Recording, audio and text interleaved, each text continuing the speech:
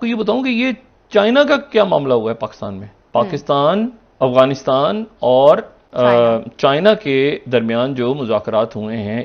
Chinese foreign minister Pakistan आए हुए थे और उन्होंने आके कहा भाई आपके जो इंटरनल मसाइल हैं उनको एड्रेस करें और जो आपके एक्सटर्नल चैलेंजेस हैं उनको भी ठीक करें। उधर से इंडियन है वो भी हमें कहते हैं भाई हाउस इन ऑर्डर करो, वो कहते हैं दहशतगर्दी के मसाइल हैं।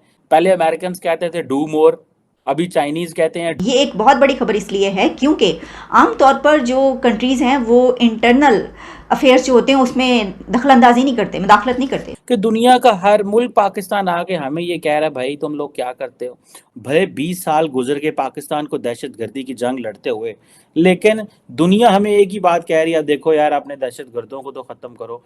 अभी तक जो डंडा है ना वो अमेरिका शमरीका की तरफ से ही आता है, अब मुझे लग रहा है कि बाबूजी की तरफ से भी आया करेगा। अमेरिका हमेशा डू मोर इसलिए कहता रहा है कि आप पूरा डिलीवर नहीं करते रहे और डबल गेम खेलते रहे उनके साथ। अब चाइना से आपने $26 बिलियन उनका ले लिया है, तो उनका हक बनता है, वो कहते हैं भैया हमने पैसे दिए हैं यार, डिलीवर इट।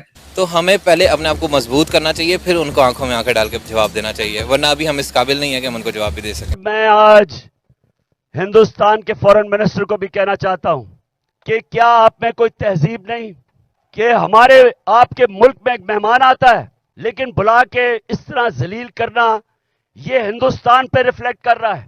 तो फ्रेंड्स आइए देखते हैं पाकिस्तानी मीडिया की लेटेस्ट वीडियो। अभी कुछ दिन पहले ही तो भारत की तरफ से डॉक्टर जयशंकर साहब ने पाकिस्तान को जूते मारे थे, अब एक बार फिर पाकिस्तान को जूते मारे हैं उसके ही दोस्त चाइना ने, जिसके बाद पाकिस्तानी मीडिया ये रो रही है कि आखिर पाकिस्तान कैसा देश हो गया है कि जिसको हर कोई देश उठा करके जूते मार देता है। हुआ यूं कि अभी अफगानिस्तान, पाकिस्तान और चाइना के फॉरेन मिनिस्टर के बीच एक मीटिंग हुई और मुद्दा था अफगानिस्तान के अंदर शांति कैसे बहाल हो। लेकिन आयरनी देखिए, मीटिंग तो थी अफगानिस्तान के ऊपर, लेकिन पाकिस्तान का स्टेटमेंट आया कश्मीर के ऊपर और उसमें चाइना ने उसका साथ भी दिया और यह कहा कि कश्मीर का मसला यूएन के तहत होना चाहिए। यानी चाइना ने साफ साफ पाकिस्तान का पक्ष लिया जो लेता आया है और ऑब्वियसली भारत सरकार की तरफ से भी इसके ऊपर स्टेटमेंट आएगा। लेकिन इस मीटिंग के बाद चाइना ने पाकिस्तान को एक ऐसी नसीहत दे डाली जो कि भारत और दुनिया के कई देश पाकिस्तान को नसीहत देते आए हैं, जिससे देकर के पाकिस्तानी मीडिया रो रही है। तो दोस्तों आइए देखते हैं पाकिस्तानी मीडिया की इस लेटेस्ट वीडियो को। पाकिस्तान के 75 साल की तारीख ये है कि कोई ना कोई मुल्क हमें बताता रहता है कि तुम्हें ऐसे करना चाहिए, तुम्हें वैसे करना चाहिए। चाइनीज फॉरेन मिनिस्टर पाकिस्तान आए हुए थे और उन्होंने आके कहा भाई आपकी ये जो पॉलिटिकल ताकतें हैं, ये पॉलिटिकल फोर्सेस हैं, ये स्टेबिलिटी क्यों नहीं होने दे रही और आपके जो इंटरनल मसाइल हैं उनको एड्रेस करें और जो आपके एक्सटर्नल चैलेंजेस हैं उनको भी ठीक करें। तो उन्होंने कहा जी हम आपके दोस्त हैं, पार्टनर हैं, उम्मीद रखते हैं, हाँ ठीक है, लेकिन जो पॉलिटिकल फोर्सेस हैं पाकिस्तान में वो कंसेंसस बिल्ड करें, वो इत्तेमाद बनाएं ताकि मुल्क के अंदर स्टेबिलिटी आए।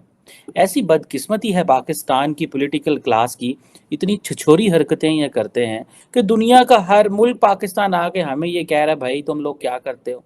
उधर से इंडियन है वो भी हमें कहते हैं भाई हाउस इन ऑर्डर करो, वो कहते हैं दहशतगर्दी के मसाइल हैं, तुम लोग ये नहीं करते, वो नहीं करते। पहले अमेरिकन कहते थे डू मोर, अभी चाइनीज कहते हैं डू मोर, लेकिन इनका स्टाइल अलग है। जिसे आप ये कह लें कि भले 75 साल गुजर गए, भले 20 साल गुजर के पाकिस्तान को दहशतगर्दी की जंग लड़ते हुए, लेकिन दुनिया हमें एक ही बात कह रही है, देखो यार अपने दहशतगर्दों को तो ख़त्म करो।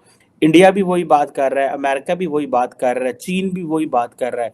मतलब किस तरह का हमने माहौल पैदा कर दिया है। और दूसरी बात यह है कि पाकिस्तान के आर्मी चीफ से चाइनीज़ फॉरेन मिनिस्टर मिल के गए, इसका मतलब है कि पाकिस्तान में जो पोल ऑफ पावर है वो एक नहीं है, वो दो हैं। यही बाजवा साहब के दौर में होता था और यही इनके दौर में, अभी जो आर्मी चीफ साहब है उनके दौर में। उसकी वजह यह है कि जो बाहर की ताकतें हैं वो पाकिस्तान के सियासी जमातों पे और सियासतदानों पे ट्रस्ट ही नहीं करते। अब देखे ना, चाइनीज़ ने शोर किया कि हम इन्वेस्टमेंट करेंगे और सारा कुछ करेंगे, लेकिन भाई ये जो मिलिटेंट अटैक कर रहे हैं इनका क्या करना है। जितने भी चाइनीज़ फंडेड प्रोजेक्ट्स हैं उन पे जो बलोच मिलिटेंट्स हैं उनके हमले हो रहे हैं, कभी कभी टीटीपी वाले भी पड़ जाते हैं। अब जिसी तरह एक चाइनीज़ टीचर को भी कत्ल कर दिया गया था पिछले साल, आपको याद होगा। इसके अलावा बहुत सारे ऐसे ये दासू प्रोजेक्ट के ऊपर सुइसाइड हमले हुए।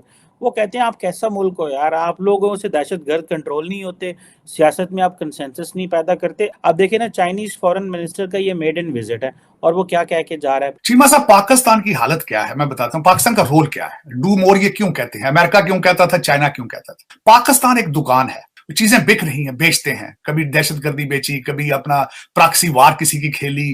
अब होता क्या है कि आप इस तरह करते हैं कि 2 जूतों का सौदा किया और जूता एक देते हैं तो वो चीखते हो, कहते हैं दूसरा जूती भी रखो थे, अगर पैसे देते हैं। अमेरिका हमेशा डू मोर इसलिए कहता रहा है कि आप पूरा डिलीवर नहीं करते रहे और डबल गेम खेलते रहे उनके साथ, उनसे इंटेलिजेंस शेयरिंग करके दूसरी पार्टी को शेयर करते रहे, बताते रहे, उनके पास प्रूफ है इन चीजों के। अब चाइना से आपने $26 बिलियन उनका ले लिया है तो उनका हक बनता है, वो कहते हैं भैया हमने पैसे दिए हैं यार, डिलीवर इट। वो कहते हैं साढ़े हक साढ़े पैसे हत्थे रखो टेबल पे, आपने बेचा है पाकिस्तान तो पूरा दो भाई।